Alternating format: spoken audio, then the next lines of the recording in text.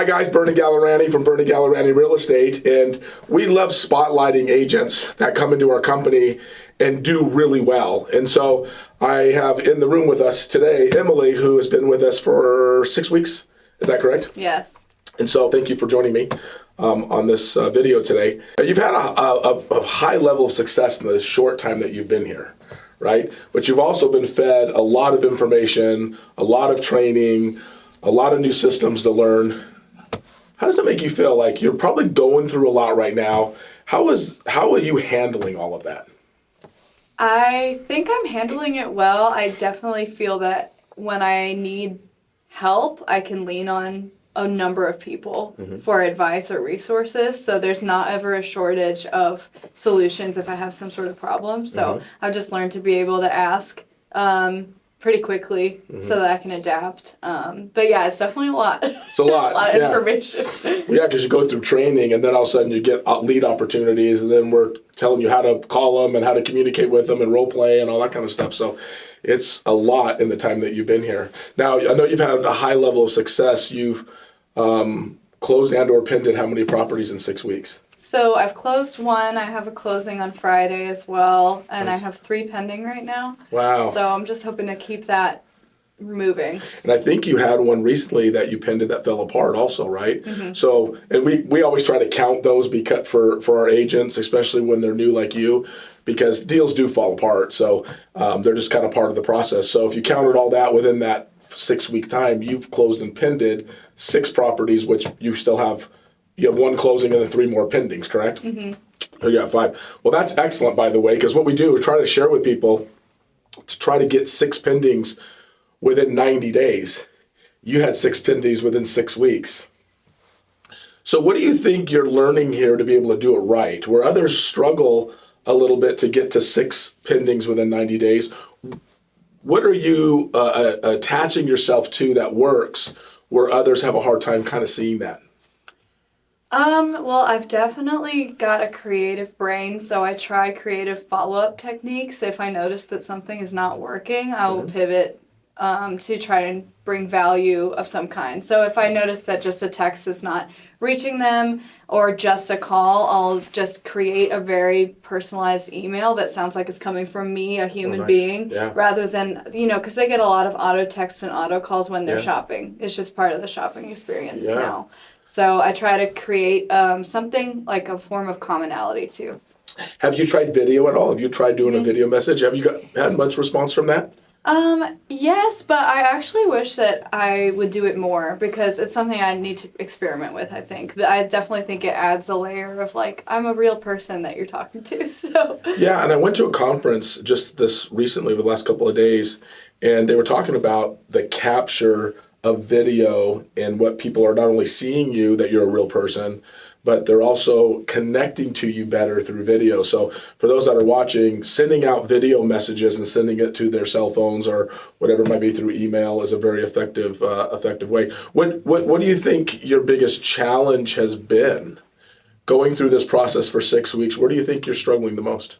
I think the challenge is just being new and having the fatigue that goes with making that investment of time and energy and then having to wait for the return because it's just a long process. One transaction can take 1 to 6 months. It just really depends on the client. So trying to create urgency when I sense hesitation, if there's room for that, I do try to do that. I'm so glad you said that because one of the things that I learned years and years ago and through the Mike Ferry, which I've been coached with Mike Ferry organization for 20 years, right? So one of the things he's always talked about is when you're talking to people on the phone, create urgency because people will try to drag on those conversations and say, well, I'm not ready yet. And there's and I love this saying, it says, when you change the way you look at things, the things you look at change.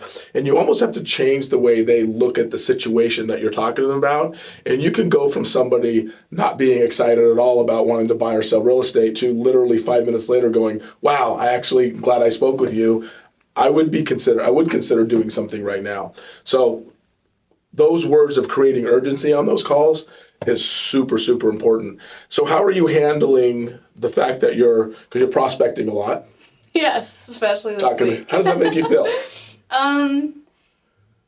Well, the more I do it, the more I understand what is effective and what isn't. So I feel like when I have the time, I prospect a lot. Like I just really kind of go into hyper focus mode. And I think the last 2 pendings I got are from the pool of, when I do my independent calls. So that's always shown me that the effort I put in does pay itself back eventually.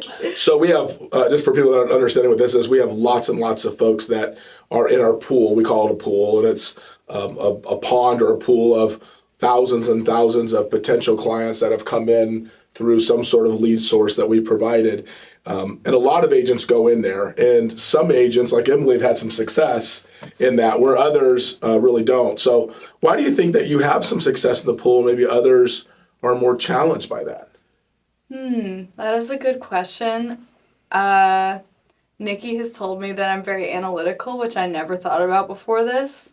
Okay. I literally never thought that would be a descriptor of like me Of as your a person. personality, yeah. But I do think that I'm always like thinking really quickly, like how can I engage this person? How can, like if they're hesitant, like how can I kind of draw out more information right there in that moment? So I do try to remain very present when I'm on the call. That is so important. I hope everyone heard that. Like, you're really attentive to them, listening to them, right? Do you find that asking a lot of questions is difficult?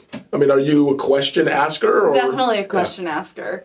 I think that you can tell also when somebody is immediately not wanting to talk with you because they don't know you. So sometimes I'll try to create a point of commonality as soon as I can. Like if I know their location and I've been there, I will say that. I won't dwell on it, but I'll mention it. Or if there's even like something very unique about whatever they said and I've heard of that, I'll bring that up. Like also the fact that we have a dog rescue organization. A lot of people don't know that about our brokerage. Company. You know, that's fun. I think that's a little bit of the secret gem of people who walk in here and see all these dog posters and all these different things that we contribute to. But that's fun. I'm glad you mentioned that. It's always interesting to talk with new people like you, because when we bring people into the company, we know that we have a system that works, right? It's kind of like 1, 2, 3, 4, right? It's to me, because I created the system. Well, actually, I didn't create it. Mike Ferry created it, but I just followed the system within my company of this 1, 2, 3, 4 kind of a thing. And it seemed very simple to me. And as we bring people in, some people like you just see it as it is. And it's okay, I have to come in the office and I have to, and if I'm not in the office, I have to make sure I'm on the phones. I have to make sure that I'm talking to a bunch of people. I have to make sure that I'm working on my skill, like role playing and practicing, following my script, listening attentively to what people are saying, and seeing how I can help them, right? Do you find that through the system we have, what is your challenge in that system? So if you were to say staying committed to getting on the phone or staying committed to prospecting at a certain minimum contact number, what is your biggest challenge in the process of what we teach? My biggest challenge was actually keeping the leads, because I'll do this thing where I'll learn a new thing and then I'll dive in fully. So I would be prospecting and getting appointments. And then I would kind of be in prospecting mode for a while and forget about the people that I've booked appointments with, like not call them as much. So now I'm just time blocking better for that. Wow, that's powerful. Yeah, because rarely do we have agents that have your success. So I have not had a chance to speak with you about that, but which is why I pulled you in here. Is you're doing it right. You're kind of like in stealth mode for me. It's weird because this is what Kurt said. Yeah, no, he did. He said that to you. Yeah. It's kind of like you slide in. You kind of just mind your business. You're sitting at your desk. I just always see you on the phones. You kind of stealth out. You know. I can never talk because I'm always on the phone. And then next thing you know, I see your name on a pending board. I'm like, oh wow. I mean, was she even in the office this week? Kurt's like, oh yeah, she's just kind of stealth in and out of here, right? Maybe not. But I'm like always, this is because I'm competitive with myself mainly, but also I love like a little bit of healthy competition. I'll always try to get to number 1 on the leaderboard if I can. because it's right there. that. It's a visual thing. I love to look at like measurement of my progress. So I'll tell you what she's talking about here is so fun. We have a board, a big TV up, and it shows who's making the most calls, and it's gauging you not only on calls but on appointments being set, right? Mm-hmm. And so you get to see your name at the top of that board if it's up there. Your goal is to get to the top of that so everybody else can see you're at the top of that, right? Yeah. You seem very competitive. Did you were you in sports at all as a young person? I'm an only child. Okay, so well, actually, I don't know. Are people with siblings more competitive? I've always been told only children are more competitive, but that's maybe the reason. Well, I mean, I don't know. I guess you could be a competitive person without having siblings. Did you play sports? No, I did dance growing up, and I'm a musician as well. So that's a very competitive industry. So I just like kind of love a friendly, like let's see what we can accomplish. It's mostly competitive with myself, if I'm being honest, because like I want other people to do well. So did you have any direct sales experience before you came to work with us? Yeah, I did a year of real estate in 2022 to 2023. And sold like 27 homes. Good, I love that. Yeah, I didn't have any cold calling or prospecting experience at that time. So wow. That's the adjustment. That's the adjustment. Yes. But you probably had to sell 27 homes. You probably had some sort of an influence in that community, right? Were you from that area, or did you have lots of friends and influences in that area?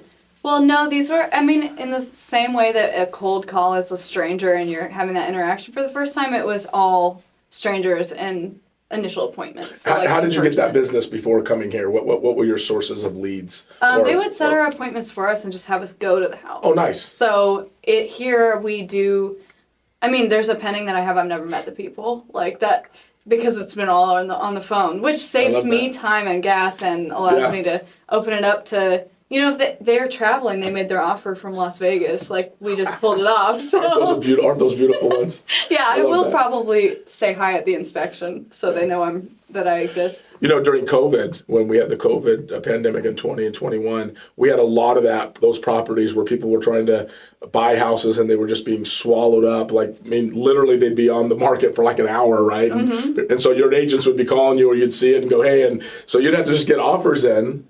And I had this house, and it was probably in 21, I guess, and I had it on the market for just under $3 million. And I'm like, I don't know what kind of buyer's going to buy. Well, I put it on the market and literally had it on the market one day, and I had a couple of offers on the property. And the lady who ended up buying it lived in New Jersey. So they bought it sight unseen, all cash deal. And we said, okay, well, you have to be here to see the property. You have to kind of inspect it so we can move forward with your offer. And she jumped on an airplane the next day, flew out, saw the property, said, yeah, this is what I want. And I thought, man, would you buy a $3 million property and commit to that without seeing it? But that's what was happening back in those days where people were just buying a lot of properties and then viewing them after they were under contract and had deposits down on them. So that was certainly an interesting and fun time. Yes. Well, what would your advice be to people who are new in real estate, whether they were here or not, doesn't really matter. But what have you learned, because you've had a couple of different real estate lives in different offices, what advice would you give to anybody who's getting in the business? Know that there will be a really fast and steep learning curve and like prepare yourself for that and know that you can get through it, because if you don't believe that you can, you just won't do it. Find a team that has really good training or you'll just be kind of treading water. Yeah. You know. Yeah, I think the training and the coaching is key. I don't know if you've ever heard the story that it took me 5 months to sell my first house. And it was pretty painful and lonely. You know, when you come into an office, you're like going, okay, I'm prospecting all day. I'm knocking on doors. The good news, though, is I sold 40 homes in my first year. So after I closed my first house so I started in January of 2005 and I closed my first house in May. So let's call it 4.5 months until it closed. But after that, I just caught fire, right? And just sold a whole bunch of houses. So the thing I learned from that too was just be patient, right? Work the process, work what you're being trained or coached on. Unfortunately, we're in a world of, I want something quick right now. This isn't that really, is it? No, definitely not.